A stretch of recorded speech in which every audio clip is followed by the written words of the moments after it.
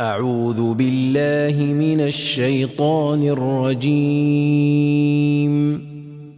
بسم الله الرحمن الرحيم. قل أوحي إلي أنه استمع نفر من الجن فقالوا إنا سمعنا قرآنا عجبا يهدي إلى الرشد فآمنا به ولن نشرك بربنا أحدا وأنه تعالى جد ربنا ما اتخذ صاحبة ولا ولدا وأنه كان يقول سفيهنا على الله شططا وأنا ظننا أن لن تقول الإنس والجن على الله كذبا وأنه كان رجال من الإنس يعوذون برجال من الجن فزادوهم رهقا وأنهم ظنوا كما ظننتم أن لن يبعث الله أحدا وأنا لمسنا السماء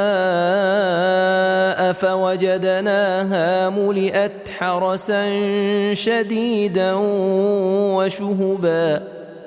وأنا كنا نقعد منها مقاعد للسمع فمن يستمع الآن يجد له شهابا رصدا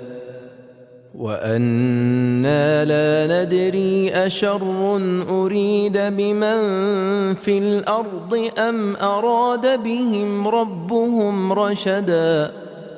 وأنا منا الصالحون ومنا دون ذلك كنا طرائق قددا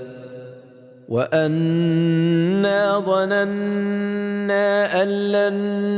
نعجز الله في الأرض ولن نعجزه هربا وأنا لما سمعنا الهدى آمنا به فمن يؤمن بربه فلا يخاف بخسا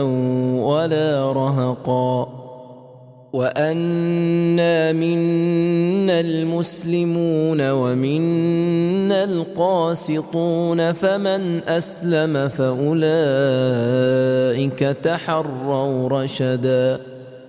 وأما القاسطون فكانوا لجهنم حطبا وأن لو استقاموا على الطريقة لأسقيناهم ماء غدقا لنفتنهم فيه ومن يعرض عن ذكر ربه يسلكه عذابا صعدا وأن المساجد لله فلا تدعوا مع الله أحدا وأنه لما قام عبد الله يدعوه كادوا يكونون عليه لبدا قل إنما أدعو ربي ولا أشرك به أحدا قل إني لا أملك لكم ضرا ولا رشدا قل إني لن يجيرني من الله أحد ولن أجد من دونه ملتحدا إلا بلاغا من الله ورسالاته ومن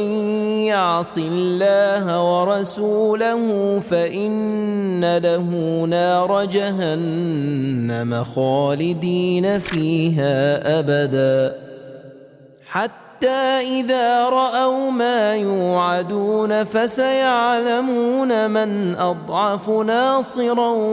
وأقل عددا قل إن أدري أقريب ما توعدون أم يجعل له ربي أمدا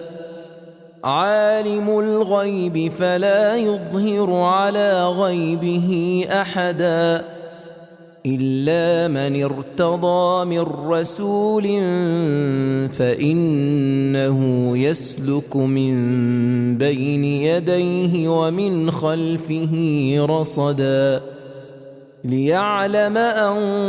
قد أبلغوا رسالات ربهم وأحاط بما لديهم وأحصى كل شيء عددا